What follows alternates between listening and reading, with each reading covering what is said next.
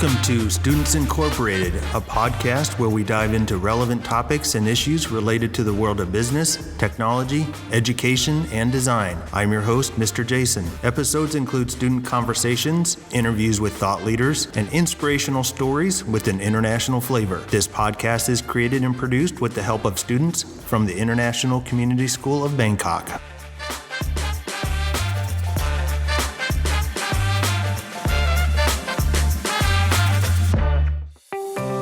In today's episode, we'll be discussing the topic of foreign language. I'm joined by co-hosts Lion and Tazia for this episode. In our first segment, we'll be interviewing two foreign language teachers, Ms. Siwaporn, the high school Thai for Thai teacher, and Ms. Jing, the high school Mandarin teacher. We'll be discussing the benefits of studying a foreign language and how it can impact your life. For the second part, we'll be discussing how some words and phrases do not always translate directly over to another language. And we'll welcome another guest, our high school French teacher, Miss Aimee, for that segment. Okay, let's get our quote of the day and some headline news.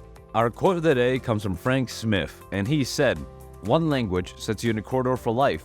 Two languages open every door along the way." Frank Smith was a Canadian psycholinguist.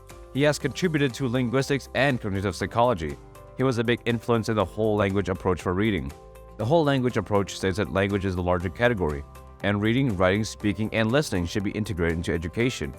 This quote really emphasizes the importance of languages and how studying multiple languages can open up so many different opportunities.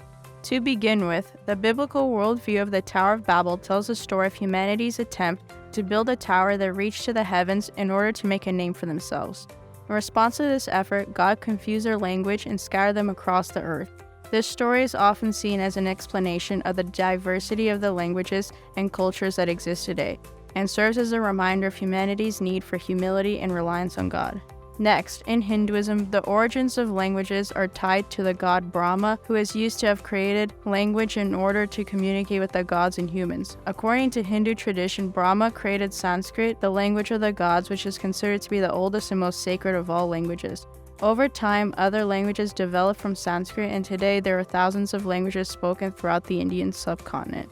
And finally, in Islam, the origins of languages are tied to the story of Adam and Eve. According to Islamic tradition, Adam was taught the names of all things by God, and from the names, language developed. This story emphasizes the importance of language as a means of communication between humans and God, and suggests that language is an essential part of our relationship with the divine. In Islam, the diversity of languages is seen as a reflection of God's wisdom and creativity, and is celebrated as a sign of his power and majesty.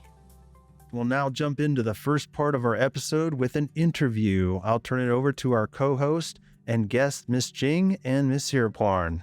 Could you please introduce yourselves and tell us how long you have taught at ICS and what you teach? Hello, everyone. Ni hao. This is Miss Jing, and then I teach Mandarin in high school at ICS. This is my fourth year teaching Mandarin over here. Some of you probably haven't taken my class. Some of you probably haven't yet. I hope more of you will be joining my class next year after this session. I come from Tianjin, China.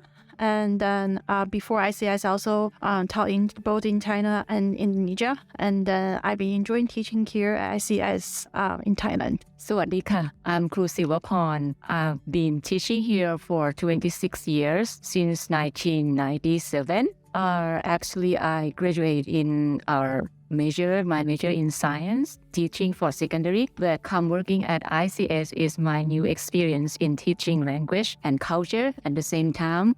And it has been a very wonderful time, and I enjoy working here. What benefits do you believe a person can gain by studying a foreign language? Well, because I'm a Mandarin teacher, I'm just going to talk about this in terms of like a Mandarin Chinese as a foreign language. So as most of you know that the world is becoming very increasingly globalized, and then learning Mandarin foreign language can help you gain a very competitive advantage in a global business world. And Mandarin Chinese is spoken by over 1 million populations around the world, which is like 1/5 of the world population. Also, Chinese history can date back to 5,000 years ago. So it's a very interesting language to learn. From a neuroscience perspective, I would say learning a language, especially learning Mandarin language, can use both of your left and then right temporal lobe. I'm not sure if you have heard about that. The left temporal lobe usually help you to learn the language, learn the sound, but learning Mandarin, because of the pictographic characters, can also help you to enhance your memory and cognitive skills, and also can just help you to use both of your lobes at the same time while learning Mandarin. For me, I would think learning our foreign language would benefit you in many, many ways. But what I would like to talk about is to help you to enjoy life more. Because once you understand other people, you can communicate, and that just open your new window that you will understand them more. You will be able to participate with the activity that they are doing, and at the same time, it's build relationship with new friends, and it just open another world. It's not only that, it's a chance that you can increase your brain. I would say make you ฉลาดขึ้น in many ways, because as once you can read other language, you know what people think about the same subject that we are talking.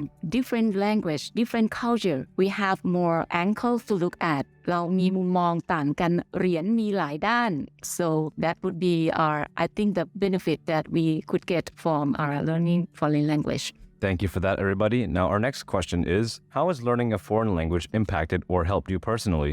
Learning a foreign language definitely can help us to just understand different cultures and then thinking in new ways or communicate with people from different parts of the world. I feel like the most important part for me to learn foreign language is I'm able to have a very positive attitude and have less prejudice toward the people who are different, especially when we're in a very diverse world, and then we're able just to embrace the difference among each other. I started learning foreign language when I was in elementary school. I started learning English, and I continue in my high school, in my college, and then I personally feel like learning English, which is one of the other global language, definitely helped me to meet with people from different countries. I'm able to communicate with them. I'm able just to learn more from them, which has helped me to be like a more multi-diverse person as well. My personal experience about learning language, what has helped me. First thing, before I would enjoy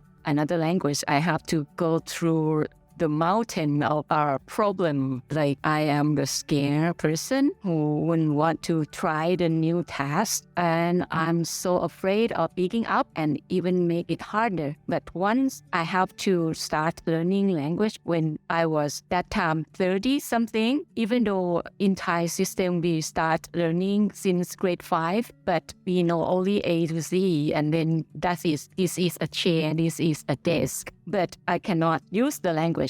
But once I have to go over that mountains of problem, it's make me be more patient to put up with the problem that I have and be brave to try new thing and do not afraid to make the mistake, which is the very golden key for learning new language, because we have to make mistake to learn the language. It was no way that we would speak perfectly at the first time. It have to be wrong first and then would be correct, and wrong again, and it could be wrong many times. And even now I'm speaking English, I still make mistake, which I am not afraid of making mistakes. So that would be one thing that I experienced, that I have to go over that fear and then to experience the new beauty of knowing the language. The second thing that I have is when I start to understand the language. It makes me more joy. I can laugh American joke. I can watch I Love Lucy, which is my favorite own movie, and I laugh out of my lung that I understand what she's saying, and would be so wonderful. And I would like to encourage anyone who would consider learning new language that you don't be afraid of making mistake. That's the way to learn the language. Moving on, what are some of the differences between teaching a foreign language versus studying a foreign language? And teaching, it has to be very different than just studying it, right? Well, I'm so excited to talk about this topic. Because if you ask me how many languages have you been studying, I can list a few. Depends on who my students are. If my students are Korean, I will pick up some Korean to study. If my students are Thai, I will actually start learning Thai.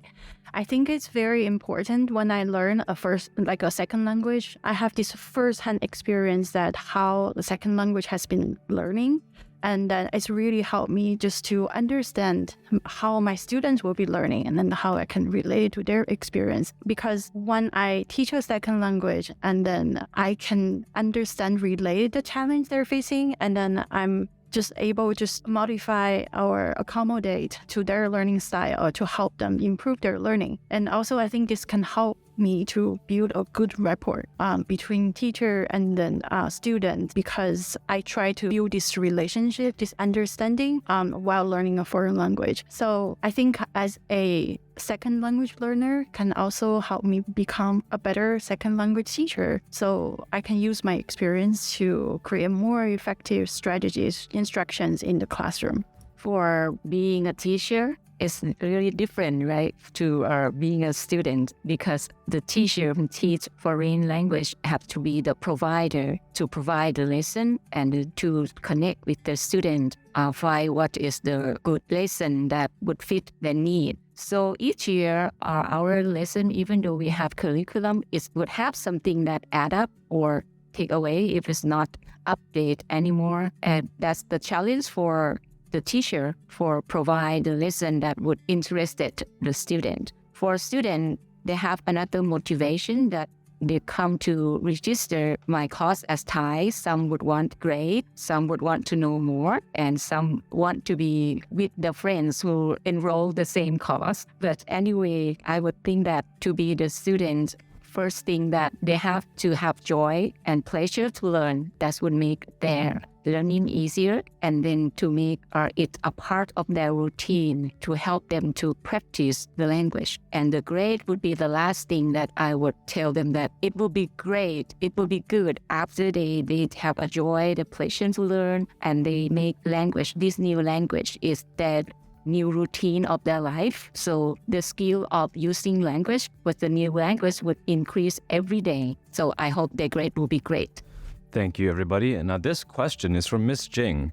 How would you say that the growth of Mandarin speakers will change the world and how it works? I feel so honored to answer this question. To tell you the truth, I have a interesting story to tell. So one day I was on BTS and then it was very crowded. There was a couple with their kids. They just got on the train and they were speaking Mandarin in front of me. And then I don't think they know I understand what they're talking about. So they kept speaking in Mandarin and they kept using language people around them they don't understand. But unfortunately, maybe they have some secret, but I was in front of them. So I was able to understand a lot of what they said. So the reason why I was telling this, because you never underestimate how the population in the world that is able to understand Mandarin. I think some of you guys have this motivation when you learn Mandarin. You want to see if you are able to relate the Mandarin study with business career in the future because of the economy, like in China right now. But I would like to encourage you to study this language with a passion and with a desire, like for this country or for this culture. Personally, I was so inspired by a missionary that a long time ago. He was born in Tianjin, where I come from. Not sure if you have heard about his name. His name is called Eric Liddell. He's a British athlete. He was born in Tianjin, and he's a very devout Christian, and then who's famous for refusing taking part of Olympic because the game was on Sunday. So I'm not sure if you also watch his movie. It's an Oscar-winning movie. It's called Chariot of Fire. So it's very famous if you're interested in watching. He works as a science sports teacher while he was in China as a missionary, but he was also being interned into a prisoner camp later. But over there, that he's so passionate about Chinese culture, passionate about Chinese people, and then even though in the camp he was able to instruct the children and teach them sport, and then helping others in a country where I come from. So I was so inspired by him. I think he has a great value of his life, like in China. So while you are choosing a foreign language to study, I think it's important that if you have a desire just to relate it to the people of the country, to get interested in their culture and being willing to spend some part of your life in that country, I hope will be some reasons for you to choose which language you would like to study in your life. Thank you. And Kru Siwaporn, why is it important for the Thai students of ICS to learn Thai on a deeper level? Thank you for the question. We, the Thai, we have to be in Thailand, work with the Thai people. Mostly, language is the culture. And Thai language have the level of the language. Just today, I will listen about the level of the language. We have the language that we talk with only friends. The language we use with our parent, to our cousin, relative, teacher, and to use with our boss. So with the language that we have different level, that person know how to use the language with the right person, the right situation, and it will just tell the efficient of using the language. It add the credit to the person who use the language. So even though we speak Thai, of course, people would understand what we say, but to speak, we need to practice to use the right tone, the right word that would help the communication go very smoothly and will get more acceptable from others who work with us. So it just be a very good benefit that we have to know our deeper level of the language. And with that, we'll be right back after a short PSA. 1, 2, 3, 4. The AP exams are coming up soon. From May 1st to May 12th, students all over the world will be taking their AP exams. Try to manage your time wisely and establish a good study schedule. Rest is just as important, so make sure not to sacrifice your sleep schedule or health in this process. But remember, grades and scores do not define you. Your determination and hard work is all that matters. Good luck for all your exams, everyone. We are back with part 2. In this segment, we'll be talking with Miss Aimee, the high school French teacher at ICS. We'll be discussing how some words and phrases in French and English do not directly translate over and may not make sense if we tried. Okay, let's jump into some French and English. Hello, and thanks for joining us on our podcast. Can you please introduce yourself and tell us how long you have been teaching at ICS? Yes, my name is Miss Aimee, and I started teaching at ICS in the school year of 2011-12. So it's been 12. This is my 12th year at ICS. Also, we'd like to ask you to give us some context to the French language. So what are some of your thoughts about its importance to French culture? Maybe how it's revered, protected, and any other things you've learned in your studies? You really cannot separate language and culture. You really just can't. They go together. They're kind of hand in hand. You can't, in the same way that you can't separate culture from its time and place, you really can't separate it from its language. And we can't say that a culture is dead until its language is dead, right? So the French language is almost a religion in France. They really almost worship their language. And I don't mean that in a literal way, like nobody's bowing down and praying, but the French language is so important to French people that being able to use language well is kind of the highest measure of your intelligence. And they place a super high value on being well-read and well-informed. Literature is baked into every level of the French education system, and it's almost like one of the highest aspirations you can have to be a published author. And the French people have really gone a long way for protecting their language.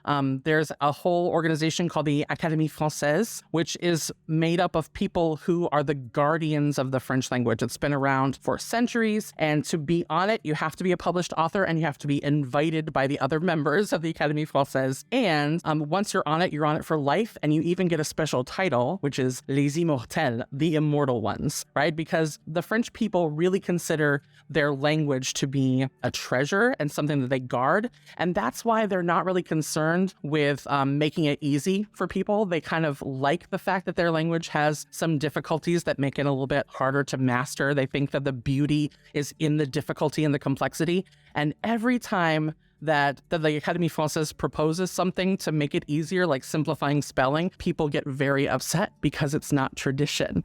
they really want to maintain the tradition. And so they have their language is highly codified, and it's just really such an intrinsic part of their culture.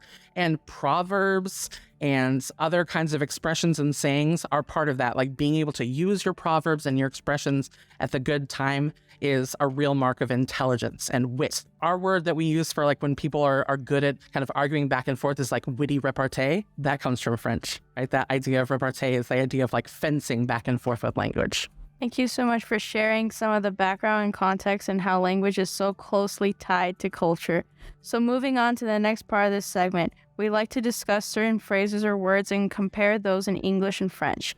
The first phrase in English we like to discuss is the phrase piece of cake, which essentially means that someone is going to be easy to do. Is there something equivalent in the French language to piece of cake? Yeah, it's almost exactly the same thing. It's c'est du gâteau. C'est du gâteau means that's cake, and that means it's easy, right? One thing you have to know about the history of French and English is that like a full 1/3 of the English language comes directly from French. Because of William the Conqueror and the Norman conquest of England, the nobility brought the French language to England, and it kind of like trickled its way down into the English language. So we have a lot of expressions that are very similar, not only because England and France are neighbors with just a body of water between them, but because our language and history are so intertwined between the English culture and the French culture. Thank you for the history lesson, Miss Aimee. Okay, here's another one in English I've heard used. It's the phrase, killing two birds with one stone. The meaning in English is that you can accomplish two things at once. Miss Aimee, is there something similar in French? Yeah, it's really similar. It's actually faire d'une pierre deux coups, which is to make with one stone two blows, basically to do the same thing, to hit two things with one stone. What about this one? In English, the phrase is, the clothes don't make the man, which means that you can't judge a person's character by their appearance. What about in French? I really like the one in French even more than the one in English because it's l'habit ne fait pas le moine, which is like the robes don't make the monk. Well, because the Catholic religion is so also like deeply ingrained into French culture, but it doesn't matter. The idea is that like, even though on the outside you might have the appearance of someone who's holy, it doesn't mean that's what you are like on the inside. And it really kind of translates across. Thank you so much for that, Miss Aimee. Our next phrase is used a lot when something small or insignificant breaks something large or significant. In English, the phrase is the straw that broke the camel's back. Is there something in French that has a similar meaning? Yeah, so that expression, the straw that broke the camel's back, is really kind of like the continuation of a fable where there's a camel that keeps getting like straw loaded onto it. And finally, it's one single piece of straw that's just too much for the camel and it breaks its back, right?